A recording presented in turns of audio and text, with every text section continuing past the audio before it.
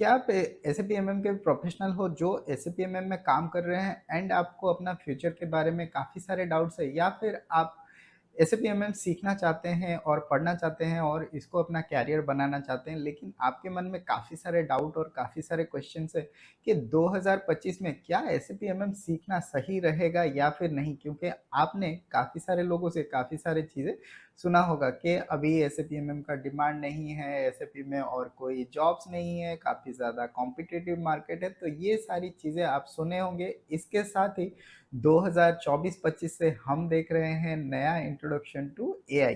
तो आप ये भी सुन रहे होंगे कि एआई आने के बाद हमारा जॉब्स जो है वो खतरे में है। तो ये सारी चीज़ें अगर आपके दिमाग में हैं, तो आज का वीडियो आप ही के लिए है और आप ही का जो ये सारे डाउट्स है वही क्लियर करेंगे आज के वीडियो। तो आज के वीडियो में हम डिस्कस करने वाले हैं 2025 में एसएपीएमएम का ट्रेंड, क्या नया चीज़ें आया हुआ है, क्या नया चीज़ें आपको सीखना ज़रूरी है अगर आपको कंटिन्यू करना है, या फिर अगर आपको एसएपीएमएम में रहना है तो आपको क्या-क्या चीज़ें करना है। हम देखेंगे सैलरी डिस्कशन, क्या सैलरी रह सकती है, क्या चीज़ें रह सकती हैं सैलरी को लेके 2025 पे आप कितना एक्सपेक्ट कर सकते हो, क्या एक्सपेक्ट कर सकते हो। सारी चीज़ों के हम ऊपर हम आज डिस्कस करेंगे, तो बने रहिए वीडियो में और वीडियो को आखिर तक देखते रहिए ताकि आपको काफ़ी सारे इन्फॉर्मेटिव इन्फॉर्मेशन जो है वो मिल सके।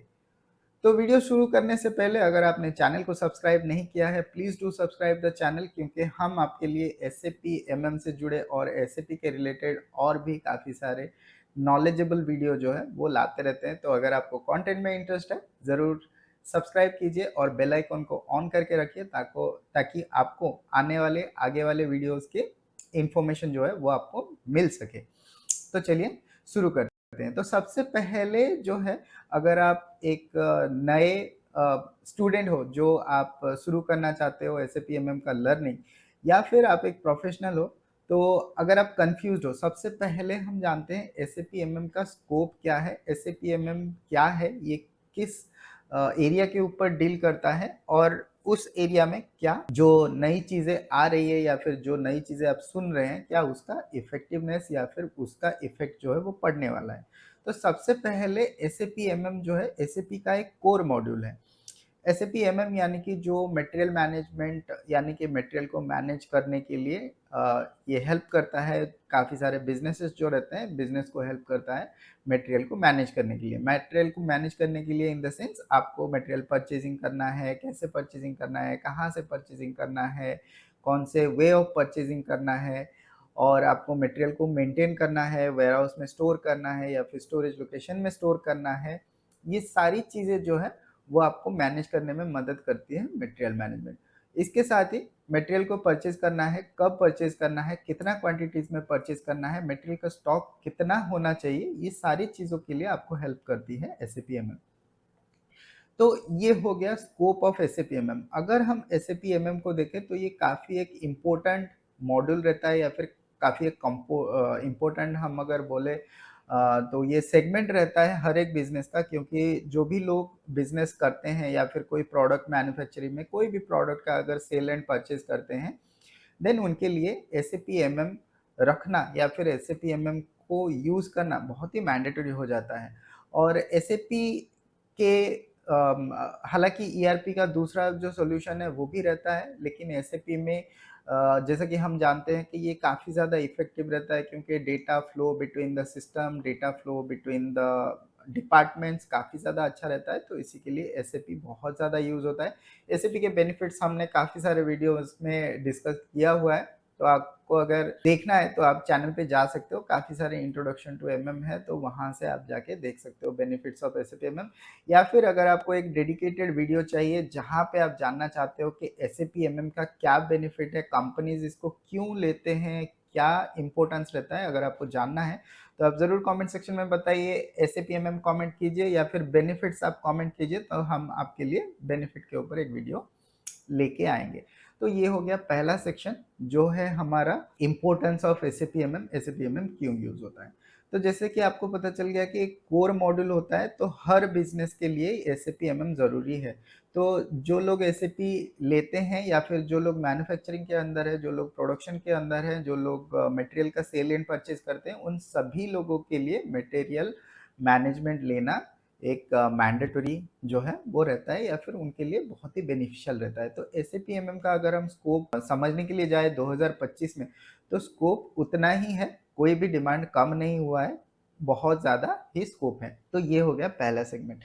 दूसरा हो गया, क्या आपको एसएपी एमएम के अंदर आना है?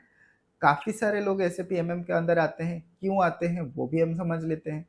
तो नॉर्मली एसएपी एमएम का जो मॉड्यूल है वो दूसरे मॉड्यूल के साथ अगर हम कंपेयर करें, जैसे कि आप एडवांस मॉड्यूल ले सकते हैं, ईडब्ल्यूएम या फिर अरीबा आप ले सकते हैं, या फिर आप ले सकते हैं सपोज एसडी, जो दूसरे कोर मॉड्यूल्स हैं आप एसडी या फिर फीको के मॉड्यूल के साथ अगर इसको कंपेयर करें, तो ये कंपैरेटिवली सीखना बहुत ही ईजी रहता है और इसके कॉन्सेप्ट्स थोड़े से कम रहते हैं दूसरे मॉड्यूल के हिसाब से। तो अगर हम जानेंगे तो ये सिंप्लीफाइड मॉड्यूल है, सिंपल टू यूज़ है एंड बहुत ज़्यादा सिंपल है। अगर आप अच्छे से सीखना चाहो, अच्छे से समझना चाहो, देन आप इसको बहुत ही आराम से, आसानी से समझ सकते हो। दूसरे जो मॉड्यूल है वो थोड़े से डिफ़िकल्ट रहते हैं। आप कमेंट सेक्शन में बताइए आपको क्या लगता है। This is my personal opinion. ये मुझे लगता है कि दूसरे मॉड्यूल्स, क्योंकि मैंने दूसरे मॉड्यूल्स पे भी काफ़ी ज़्यादा देखा है, काफ़ी ज़्यादा उसके ऊपर भी काम किया है, तो उसके हिसाब से मुझे एसएपीएमएम रिलेटिवली ईज़ी लगता है। और मैं ये समझता हूँ कि लोग एसएपीएमएम इसीलिए चूज़ करते हैं क्योंकि उनको ये कंपैरेटिवली ईज़ी लगता है और आप कम दिनों में इसको सीख सकते हैं एंड जो है जो भी जिन लोगों को कोई कोडिंग का नॉलेज नहीं है, बाकी दूसरा नॉलेज नहीं है, वो सारे लोग इसको सीख सकते हैं। हालाँकि फंक्शनल मॉड्यूल हर कोई सीख सकता है जिसको कोडिंग नहीं आती है। तो ये पहला चीज़ है। तो जितना ज़्यादा लोग सीखेंगे, उतना ज़्यादा कॉम्पिटिशन बढ़ेगा। जैसे आप देख सकते हैं कि बैंकिंग में हो या फिर कोई अगर कॉम्पिटिटिव एग्ज़ाम हो या फिर कोई सपोज़ गवर्नमेंट का जॉब निकलता है, तो उसमें कितना ज़्यादा लोग पार्टिसिपेट करते हैं, कितना ज़्यादा लोग उस पे जो है अप्लाई करते हैं, राइट? तो जितना ज़्यादा नॉर्मली अगर हम इसको बोले कि अगर जितना अच्छा स्कोप रहेगा फ्यूचर के लिए, उतना ज़्यादा लोग आएँगे, उतना ज़्यादा लोग सीखेंगे एंड उतना ज़्यादा कॉम्पिटिशन रहेगा। तो कॉम्पिटिशन को कैसे बीट कर सकते हैं, वो हम आगे आने वाले सेक्शन में जानेंगे। तो नेक्स्ट सेक्शन में हम जानेंगे कि कॉम्पिटिशन को आप कैसे बीट कर सकते हो एंड आप कैसे top of the all candidates रह सकते हो, वो हम डिस्कस करेंगे नेक्स्ट सेगमेंट में। तो बेसिकली ये हो गया आपका कंपटीशन सेक्शन, यानी कि बहुत ज़्यादा लोग आ रहे हैं, बहुत ज़्यादा लोग सीख रहे हैं एंड बहुत ज़्यादा लोग यहाँ पे ट्राई कर रहे हैं।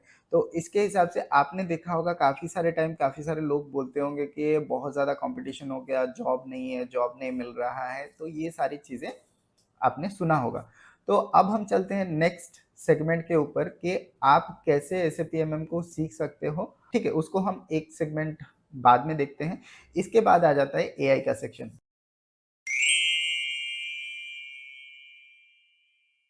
राइट? तो एआई सभी लोगों के लिए एक क्वेश्चन मार्क है, क्या है, कैसे नहीं है? इंडिया में ऐसे भी इंडिया में एआई कैसे चल रहा है, बाकी दूसरे कंट्रीज़ में एआई कैसे चल रहा है, ये सारे चीज़ों के ऊपर बहुत ज़्यादा बहस छिड़ी हुई है, तो क्या है, कैसा है, वो हम जानेंगे। तो नॉर्मली अगर हम एसएपी को एज़ अ सॉफ्टवेयर देखें, तो ये काफ़ी ज़्यादा जो है ऑटोमेटेड सॉफ्टवेयर है। क काफ़ी सारे चीज़ें जो है आप ऑटोमेशन से इसको काम में ले सकते हो, जैसे बैकग्राउंड जॉब हो गया, आप शेड्यूल कर सकते हो, ऑटोमेटिकली आप इसका जो है आउटपुट ट्रिगर कर सकते हो। काफ़ी ज़्यादा ऑटोमेशन या फिर जो भी चीज़ें पॉसिबल हो सकती है, हम क्विकली कर सकते हैं, वो सारा चीज़ एसएपी में ऑलरेडी है।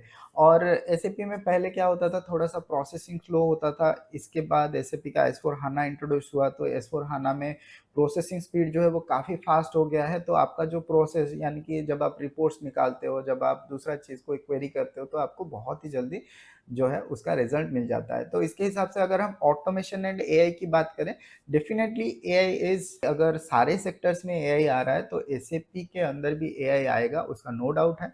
और एआई को आपको सीखना है, एसएपी के अंदर क्या एआई का डेवलपमेंट है, वो आपको समझना है। हम इसके लिए आपके लिए आने वाले सेशंस में जो भी अपडेट्स है, सपोज़ एसएपी में एस/4हाना में क्या-क्या अपडेट्स है या फिर एआई में क्या-क्या अपडेट्स है, वो आने वाले सेशंस में या फिर आने वाले वीडियोज़ में हम आपके लिए ट्राई करेंगे एक-एक सेशन लाने के लिए, वन्स इन अ मंथ या फिर वन्स इन अ ईयर हम sorry once in a month या फिर वन्स इन अ वीक हम आपके लिए ट्राई करेंगे, नया जो चीज़ें हैं आ रही है आपको रूबरू कराने के लिए। तो नेक्स्ट जो से ओके, तो हम डिस्कस कर रहे थे एआई के बारे में। तो डेफ़िनेटली एआई आ रहा है और एआई कैसे हमारा जॉब को आसान करेगा, उसके ऊपर हमने एक वीडियो बनाया हुआ है, can AI tech the job of SAP consultant, उसके ऊपर एक वीडियो बनाया हुआ है। तो आप चैनल के ऊपर जाके देख सकते हैं कि एआई कैसे आपको हेल्प करेगा, ना कि आपकी जॉब लेते हुए, कैसे आपको हेल्प करता है अपने काम करने के लिए, कैसे आपको हेल्प करेगा, वो सारी चीज़ें आप देख सकते हैं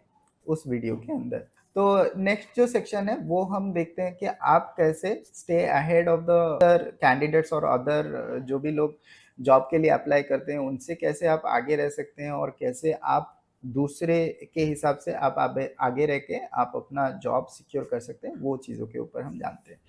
तो सबसे पहले इसको जानते हैं फ्रॉम द प्रोस्पेक्टिव एस/4हाना। अगर आप काम कर रहे हैं एसएपी में, काफ़ी सारे लोग जो हैं वो ईसीसी में काम कर रहे हैं, काफ़ी ज़्यादा जो है कस्टमाइज्ड प्रोसेस के ऊपर काम कर रहे हैं, उनको स्टैंडर्ड चीज़ें जो है वो पता नहीं है।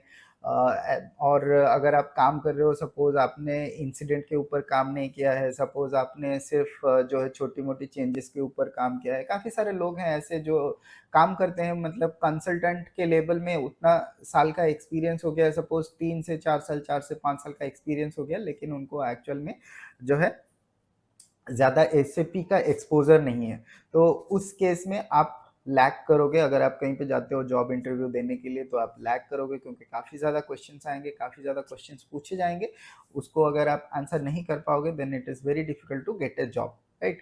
सो this is the first thing.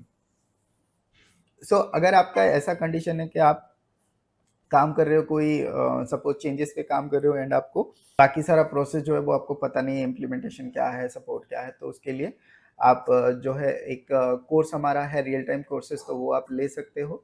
वहाँ पे जॉइन होके आप ये सारी नॉलेज जो है वो गेन कर सकते हो। हमने एक डेडिकेटेड स्पेशल जो कोर्स है वो बनाया हुआ है, रियल टाइम ट्रेनिंग, जिन लोगों का ये ज़रा एक्सपीरियंस नहीं होता है या फिर जिन लोगों को ये एक्सपोज़र नहीं मिलता है। तो नॉर्मली फर्स्ट चीज़ जो है वो अगर आप इंटरव्यू के लिए जा रहे हो, पहला चीज़ जो है वो आपको जो है आपका बेसिक्स या फिर जो हम बोलते हैं कि स्टैंडर्ड चीज़ें हैं एसएपी के अंदर, उस पे आपको स्ट्रॉन्ग होना है, राइट? तो ये पहला चीज़ है। दूसरा चीज़ है एस/4हाना। तो अगर आप ईसीसी में काम कर रहे हो, अभी अगर सपोज़ आप ईसीसी में काम कर रहे हो एंड आपको एस/4हाना के बारे में पता नहीं है, और अभी क्या है 2025 टू 27 ऐसा कुछ अभी एसएपी की तरफ से एंड इसके कस्टमर की तरफ से काफ़ी ज़्यादा ये जो है डिस्कशन में है कि ईसीसी कब एंड होगा, कब ईसीसी का जो सपोर्ट है वो एसएपी एंड कर देगा, एंड एस/4हाना में सारे लोगों को माइग्रेट करना है। तो इसकी वजह से धीरे-धीरे लोग सारे माइग्रेट कर रहे हैं फ्रॉम ईसीसी टू एस/4हाना। तो अभी जो भी नया इंटरव्यू हो रहा है, उसपे मेजर जो पूछा जाता है वो एस/4हाना के ऊपर पूछा जाता है। तो आपको ये भी जानना है कि एस/4हाना में नया क्या क्या आया हुआ है। तो अगर हम बोलेंगे कि मटेरियल लेजर क्या है, बिज़नेस पार्टनर क्या है, और सपोज़ हम बोलेंगे कि एमआरपी में क्या नया चीज़ें लाया गया है, मास्टर डेटा में क्या चेंजेस किया गया है, तो ये सारी चीज़ें जो है आपको जानना है। और एक मेजर जो चेंज है वो है फ्योरी। फ्योरी में क्या-क्या ऐप्स रहता है, फ्योरी में हम कैसे जो है अपना ट्रांज़ैक्शनल डेटा क्रिएट करें, फ्योरी में कैसे आप काम कर सकते हो, कौन-सा टाइल्स रहता है, तो ये सारी चीज़ें भी आपको जानना है। तो इसके लिए सारी चीज़ों के ऊपर वीडियोज़ जो है वो कंटिन्यूअसली चैनल पे आ रहा है, तो इसीलिए अगर आपने सब्सक्राइब नहीं किया है, प्लीज़ डू सब्सक्राइब, क्योंकि आप ही के लिए इन्फॉर्मेशन बहुत ज़्यादा इन्फॉर्मेटिव रहती है इसके चैनल के अंदर, राइट? तो ये हो गया सेकंड चीज़, आपको एस/4हाना के बारे में जानना है। तो अगर आप ये सारी चीज़ों के ऊपर अपना स्ट्रेंथ बढ़ाओगे, अपना नॉलेज गेन करोगे, देन आप दूसरे स्टूडेंट के हिसाब से या फिर दूसरे कैंडिडेट के हिसाब से आप अपने आप को आगे पाओगे। तीसरा जो चीज़ है, जब जब तक आप प्रैक्टिस नहीं करते हो, काफ़ी सारे लोग हैं जो क्या करते हैं, मेरा कोर्स कंप्लीट हो गया है, मैंने कोर्स कंप्लीट कर दिया है, मैंने एसएपी के स्क्रीन सारे देख लिए हैं, मैंने एसएपी को सारा पढ़ लिया है, अब मुझे चाहिए कि मैं जॉब पे जाऊँगा और जॉब पे जाके सपोज़ मैं जॉब के लिए इंटरव्यू देने के लिए जाऊँगा, अब मैं रेडी हूँ। लोग ऐसे सोचते हैं। तो नॉर्मली क्या होता है कि जो लोगों का प्रैक्टिस नहीं होता है, सपोज़ आपने 4 से 5 बार, 5 से 6 बार अगर एक-एक प्रोसेस को, एक-एक चीज़ों को अगर प्रैक्टिस नहीं किया है, सपोज एक मास्टर डेटा बनाना है, मटेरियल मास्टर के अंदर अंदर अगर आप 10 बार नहीं गए हो, वेंडर मास्टर के अगर या फिर बिजनेस पार्टनर के अंदर अंदर अगर आप 10 बार नहीं गए हो, then it is very much difficult to crack the interview. क्योंकि इंटरव्यू में अगर कोई मटेरियल मास्टर के ऊपर भी पूछेगा, नॉर्मली एक एक इंटरव्यू में ऐसे पूछा जाता है कि मटेरियल मास्टर में टोटल कितने स्क्रीन है, तो अगर आपने देखा नहीं होगा तो आपको कैसे पता होगा, या फिर अगर आप उसका जवाब नहीं जानते हैं, सपोज आंसर कैसे भी कर सकते हैं, सपोज आप बोल सकते हैं कि मेरा कस्टमाइज था, मेरा 6 स्क्रीन ही था, ठीक है, तो वो आप बता सकते हो। लेकिन अगर आप 6 स्क्रीन बता रहे हो, देन आपको पता रहना चाहिए कि आपका कौन सा स्क्रीन था, आप कौन सा स्क्रीन यूज कर रहे थे, दूसरा क्यों यूज नहीं कर रहे थे, उसका भी एक्सप्लेनेशन देना है। तो क्वेश्चन कहीं से भी आ सकता है, कैसे भी आ सकता है। एक नॉर्मल सी क्वेश्चन था एक सीटीएस के इंटरव्यू में, वहाँ पे पूछा गया था कि अगर आप सपोज एक परचेज इन्फो रिकॉर्ड बना रहे हो, तो वहाँ पे क्या मटेरियल मेरे लिए मैंडेटरी है या नहीं है। ज़रूर कमेंट सेक्शन में अपना आंसर लिख के मुझे बताएं कि इसका आंसर ये है। तो ज़रूर लिख के बताएं, तो मैं जानूंगा कि कितना आपका एक्सपीरियंस लेवल है या फिर कितना आपका नॉलेज लेवल है। तो नॉर्मली ये सारी चीज़ें जो है वो पूछा जाता है, तो अगर आप ज़्यादा से ज़्यादा प्रैक्टिस करोगे, ज़्यादा से ज़्यादा टच पे रहोगे, तभी जाके आप स्ट्रॉन्ग इस एरिया के ऊपर स्ट्रॉन्ग बन पाओगे। और आपके पास जितना ज़्यादा इन्फॉर्मेशन होगा, वो आपको उतना ज़्यादा कॉन्फिडेंट बनाएगा इंटरव्यू में। तो काफ़ी सारे लोग हैं जो यहाँ पे कोर्स करके हैं या फिर जॉब करके हैं, लेकिन उनको बेसिक्स पता नहीं है, उनको काफ़ी सारे डिटेल्स जो है वो पता नहीं है। तो प्लीज़ इसके ऊपर प्रैक्टिस करें। जो भी लोग सपोज ऑलरेडी ट्रेंड हैं, सारा ट्रेनिंग कंप्लीट किया हुआ है, लेकिन जॉब के लिए जा रहे हैं, इंटरव्यू के लिए डायरेक्ट जा रहे हैं एंड उनको ये सारी चीज़ें पता नहीं है, तो आप इसके ऊपर भी प्रैक्टिस कर सकते हो। अगर आपको डाउट है कि मैं इंटरव्यू के लिए जाना चाहता हूँ और मुझे पता नहीं है कि इंटरव्यू में मैं कैसे परफॉर्म करूँगा, तो आप मॉक इंटरव्यू के लिए भी बता सकते हैं, हम मॉक इंटरव्यू भी ले सकते हैं। मॉक इंटरव्यू फ़िलहाल के लिए मॉक इंटरव्यू का कोई चार्जेस नहीं है, फ्री ऑफ कॉस्ट है। काफ़ी सारे लोग मॉक इंटरव्यू के लिए भी चार्ज करते हैं, तो यहाँ पे हम कोई चार्ज नहीं लेते हैं मॉक इंटरव्यू के लिए। आप जस्ट मुझे पिंग कर दीजिए व्हाट्सएप पे या फिर कहीं भी चैनल पे, कहीं भी आप मुझे पिंग कर सकते हो, वहाँ पे बता सकते हो कि आप मॉक इंटरव्यू देना चाहते हो। Please prepare on that one and let me know. Mostly हम ट्राई करेंगे by the weekend some time to get a schedule and have a mock interview, okay, so that will be there. So ये basically था, आप कैसे दूसरे candidate से या फिर दूसरे जो जॉब एप्लीकेंट है उनसे आप कैसे आगे रह सकते हो। तो अगर आप ऑलरेडी जॉब कर रहे हो या फिर प्रैक्टिस कर रहे हो, तो ये सारी चीज़ें जो है आपको देखना पड़ेगा, इसके हिसाब से आप क्या कर सकते हो, दूसरों से आगे रह सकते हो। तीसरा क्वेश्चन जो है वो फ्यूचर के बारे में है। क्या फ्यूचर में एसएपीएमएम का स्कोप इतना ज़्यादा रहेगा या फिर कम हो जाएगा?